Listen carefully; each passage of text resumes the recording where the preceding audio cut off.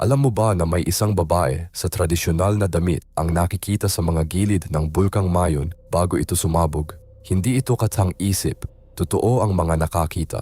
Noong 2018 taon, maraming pamilya sa Barangay Lidong ang nag-report ng kakaibang panaginip.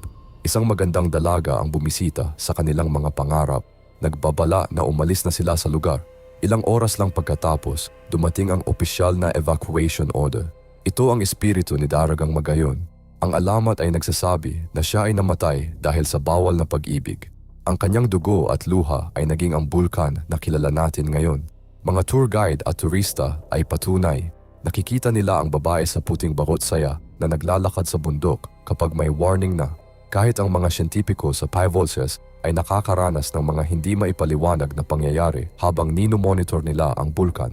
Para sa mga Bicolano, ang mga pagsabog ay hindi lamang geological event.